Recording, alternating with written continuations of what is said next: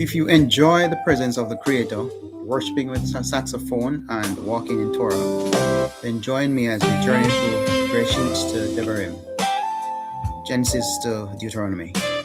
Welcome to AsahxMusix Torah Studio. In Leviticus 10, we saw the cost of strange fire. Nadab and Abihu died for unauthorized worship. Now in Leviticus chapter 11, the Creator shifts focus from the altar of the table. He's teaching Benei Yisrael that holiness isn't just what happens in the sanctuary. It's also what goes into your mouth and what touches every day. Before we dive into the first section, let's take a moment to quiet our hearts. I'm going to play a short part of a saxophone worship piece. After that, we'll begin with the verses.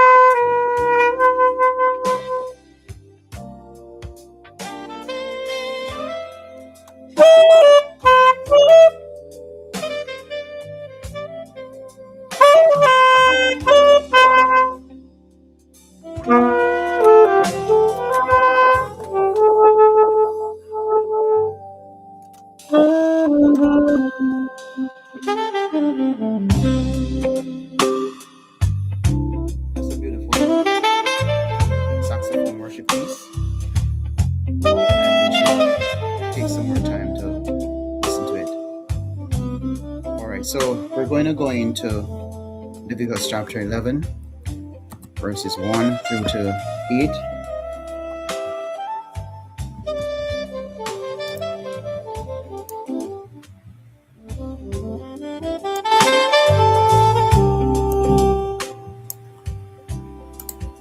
And the Creator spoke to Moshe and to Aharon, saying to them, "Speak to the children of Israel, saying, These are the living creatures which you do eat among all the beasts that are on the earth. Whatever has a split hoof, completely divided, chewing the cud among the beasts, that you do eat. Only those who you do not eat among those that chew the cud are those that have a split hoof. The camel, because it chews the cud but doesn't have a split hoof itself, it is unclean to you. And the rabbit, because it chews the cud but does not have a split hoof, it is unclean to you. And the hare, because it chews the cud but does not have a split hoof, it is unclean to you. And the pig, though it has a split hoof, completely divided, yes, yet does it not chew the cud, it is unclean to you. Their flesh you do not eat, and their carcasses you do not touch, they are unclean to you. So there we're getting instructions about clean and unclean, clean and unclean animals, and it's something that we should pay keen attention to, because what goes in has a significant impact on on how we interact and how we operate. These are dietary laws that the Creator gave to Benei Yisrael, and it was clear what animals may be eaten, which must not be touched, and it's showing that holiness extends from altar to table to everyday life. And the instruction he gave was that we're to be holy as He is holy. So it's a simple rule. If it has a divided hoof, completely split, and it must also chew the cud. Those are two instructions. Both conditions must be met. If an animal has only one, then it is unclean. And for example, look at the camel. The camel chews the cud but does not have a divided hoof, so that's unclean. If we look at verse 4. What about the rabbit? Of course, the rabbit, would you want to consume the rabbit? Yes, it chews the cud, but it does not have a divided hoof, so it is unclean, as we would see in Leviticus chapter 6. And the deer pig, it has a divided hoof as well, but does not chew the cud. You see that in verse 7, description for that. And we are not to eat these meat. We are not even to touch their carcasses. And that's a clear instruction. They are actually unclean to you. It's like the Creator saying, I'm drawing a line in your diet. Not everything that looks edible is for you. We must have self-control. I think it should start at the dinner table. And with holiness, there is also, it means boundaries if we want to pursue a path of righteousness. Even where in the world it says, it doesn't really matter. Why does it matter? The Creator says it matters because He says so. And this has further meaning to us, Let's look at the hoof. Let's look at the cuff, the cud. The hoof is what the animal steps on, walks on. So it's about our walk. It reminds me of our walk. And what the cud represents, what we chew on, how we end up digesting. So we must be cognizant of what we really digesting, Are we digesting truth? And matter of fact, our walk and our digestion of truth, both are needed for set-apartness. Set-apartness, it actually touches every area of our lives. It's not just about worship, but what we consume also shapes us physically and spiritually. We look at verses 9 through 12. 9 to 12.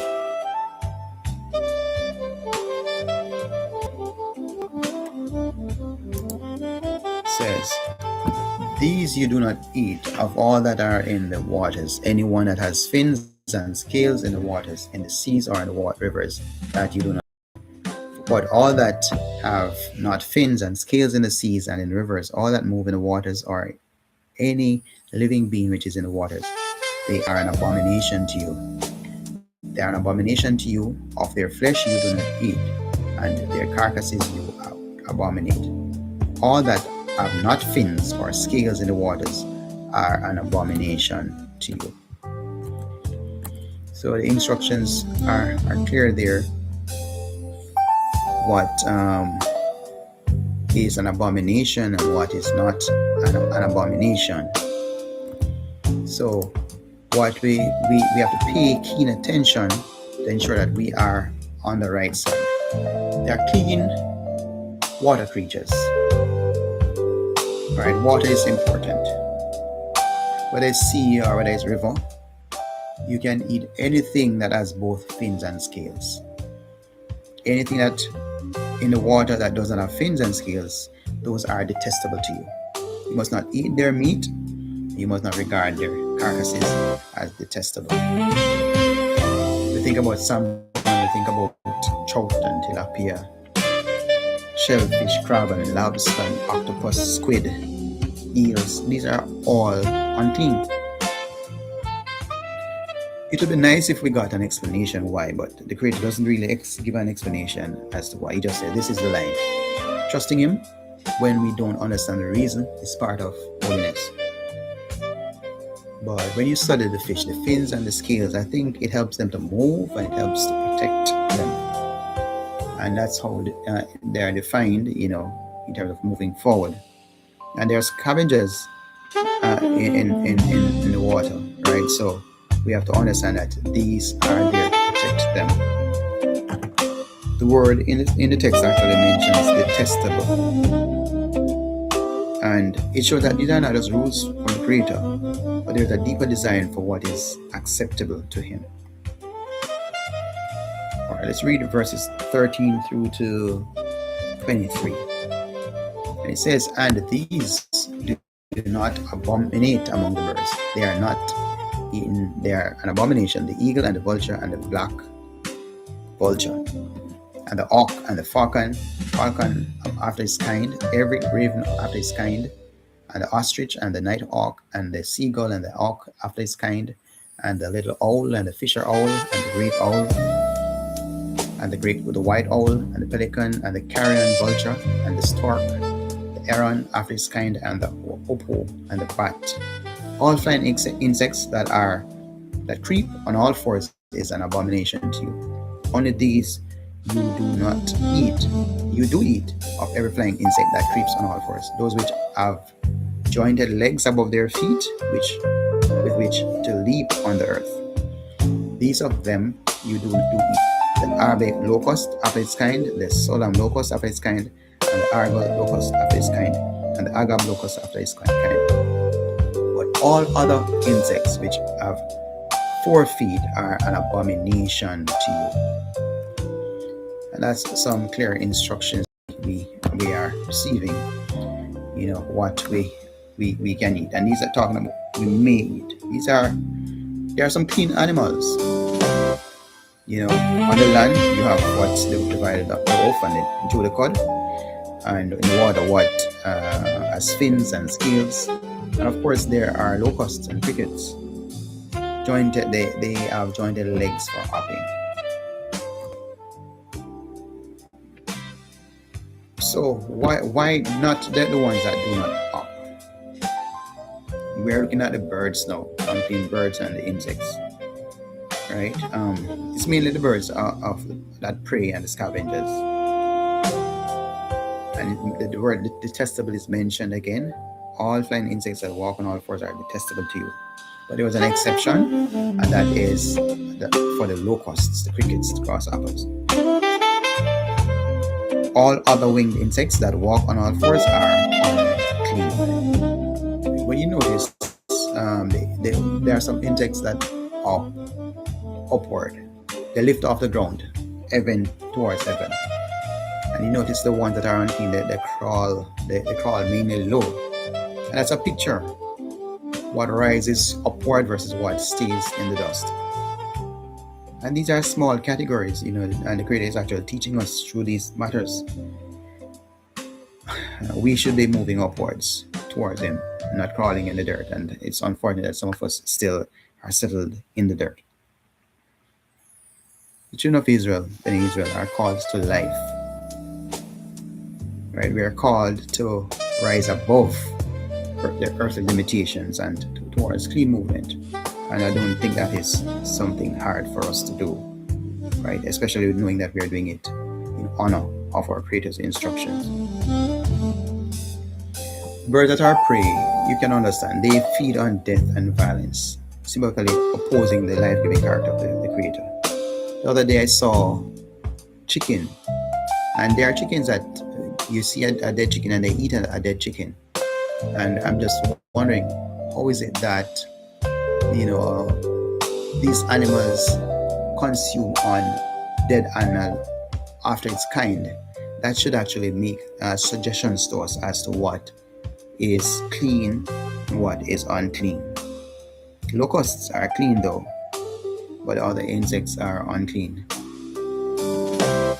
We will look at verses 12 through to 40.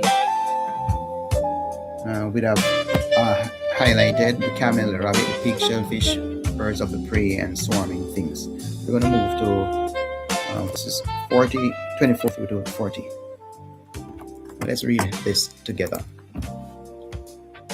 And by these you are made unclean. Anyone touching the carcass of any of them that is unclean until evening, and anyone picking up part of the carcass of any of them as to wash his garments, and shall be unclean until evening. Every beast that has a split hoof, not completely divided, or does not chew the cud, is unclean to you. Anyone who touches their carcass is unclean. And whatever goes on its paws among all the creatures that go on all fours, those are unclean to you. Anyone who touches their carcass is unclean until evening. And he who picks up their carcass has to wash his garments, and shall be unclean until evening. They are unclean to you.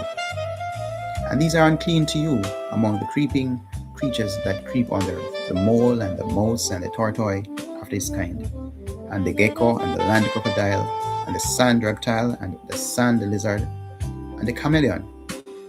These are unclean to you among all that creep. Anyone who touches them when they are dead becomes unclean until evening. And whatever any of them in its dead state falls upon becomes unclean, whether it is any wooden object or garment or skin or sack, any object in which work is done. It is put in water, and it shall be unclean until evening. Then it shall be cleaned. Any earthen vessel into which any of them falls, whatever is in it becomes unclean, and you break it. Any of the food which might be eaten, on which water comes, becomes unclean, and any drink which might be drunk from it becomes unclean. And on whatever any of their carcass falls becomes unclean. An oven or cooking range, it is broken down. They are unclean and are unclean to you. But a fountain or a well, a collection of water, is clean, but whatever touches their carcass is unclean. And when any of their carcass falls on any planting seed which is to be sown, it is clean. But when any water is put on the seed, and any part of any such carcass falls on it, it is unclean to you. And when any of the beasts which are yours for food dies, he who touches it, its carcass, becomes unclean until evening. Verse 40. And he who eats of its carcass has to wash his garments, and shall be unclean until evening. And he who picks up its carcass has to wash his garments, and shall be unclean until evening. So we are seeing the additional instructions being given about contact with dead animals. Do not touch their carcass, as it remains unclean until evening. You must wash your clothes if you come in contact with these carcasses. We have read in a particular chapter in Leviticus that if there's a clay pot that this is in, you'd have to crack, you'd have to mash those clay pot. It cannot be washed and reused. Right, so we have to know how to treat the carcass of these animals. So this applies to animals that don't have divided hoofs or chew the cud, animals that walk on paws like dogs, cats, and bears, small creatures like moles, rats, lizards. Imagine finding a dead rat in your kitchen. No, you don't just toss it out. You have to clean everything you touched. Wash your clothes. Wait until evening to rejoin the community. Uncleanness spreads. And of course, we know it is alleged that the rats spread leptospirosis and other diseases. So we have to be very conscious about cleanliness, and it is for our well-being. So in the land of in Israel, these people had to wait until the evening to rejoin the community. Because what happened?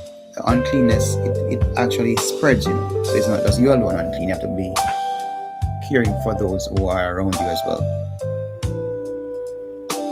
Sin also is contagious. The persons that continue to sin, those people around you, it's either they're going to influence you or you're going to influence them. And the Creator is trying to teach his people to take defilement seriously. Don't just ignore it. Clean it up and separate from it immediately. Right, so we're looking forward to being in space where it's just all cleanliness and nothing defiles us, and that is a more better place to be in. We'll read the last few verses. That's Leviticus chapter 11, verses 41 through to 47. And it says, "And every swarming creature, the one that swarms on the earth, is an abomination. It is not eaten. Whatever crawls on its stomach, and whatever goes on all fours, whatever has many feet among all swarming creatures, the one swarming on the earth, these you do not eat, for they are an abomination. Do not make yourselves abominable with any swarming creature. The one swarming, and do not make yourselves unclean with them, lest you be defiled by them. For I am the Creator, your Elohim, and you shall set yourselves apart. You shall be set apart, for I am set apart. And do not defile yourselves with any swarming creature, the one creeping on the earth. For I am the Creator, who is bringing you up out of the land of Mizraim to be your Elohim, and you shall be set apart, for I am set apart. This is the Torah of the beasts and the birds and every living being, the creeping creature in the waters, and every being that swarms on the earth, to make a distinction between the unclean and the clean, and between the living creature that is eaten and the living creature that is not eaten." So that is the Torah that we receive, as the instruction that we receive. And so there are lessons in this for us to glean. It's mentioned, "Be holy, for I am holy." And this concludes the swarming creature section. But we're not to eat. For I am the Creator, your Elohim. So that's the reason. He is the one that instructs. He is the one that gives you life. Consecrate yourselves therefore and be set apart, for I am set apart. Alright, so, and there was mention of the rescue from Mizraim, from Egypt. So you could live like everyone else. I brought you out to be different, set apart like me. Holiness is not just avoiding sin. It's actively choosing what reflects the Creator's character in every part of life, even at the dinner table. So can we remember this phrase, "I am holy"? The Creator is holy. Appears twice in this conclusion, framing the entire chapter. So we must come to the point to recognize that the dietary laws, they are not arbitrary. They are a daily physical reminder that Benei Yisrael belong to a holy Creator and must live differently. So having read through the chapter, I trust you were following through, and there's just a little hard question here. It's saying chapter 9, but it should be chapter 11. What are the two criteria for a land animal to be considered clean? Is it A, has scales and chews the cud, B, has divided hoof and chews the cud, or C, has fins and divided hoof, or D, chews the cud and has jointed legs? Let's look at this one keenly because it may be just a trick question. It asks for two criteria. All right.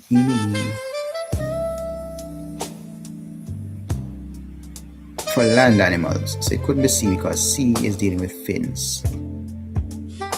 So it would be B, has divided hoof and chews the cud. All right, we'll move on to,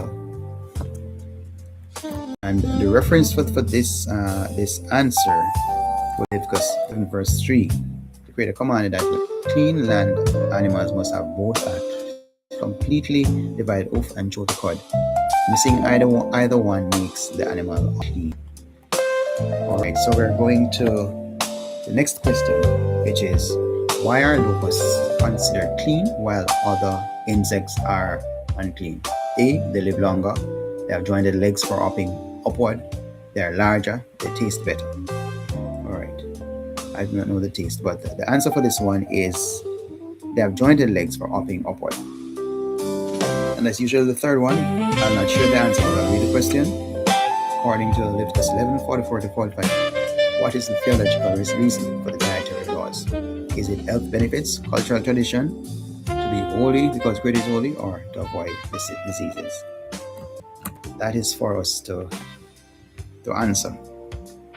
But we must take away from this lesson today that holiness is comprehensive, touches what we eat, touch and handle daily. Obedience without explanation.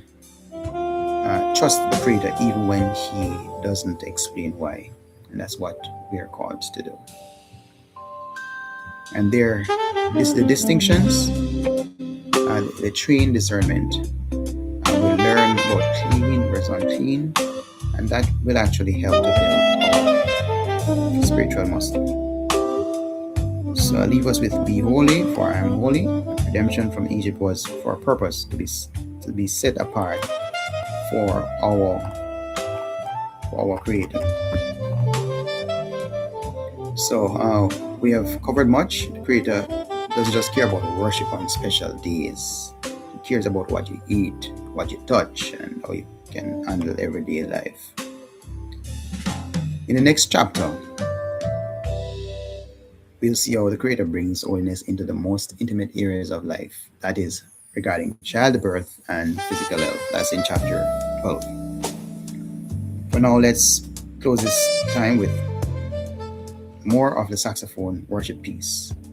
Let your heart respond to the call of the Creator to be holy in all of your life.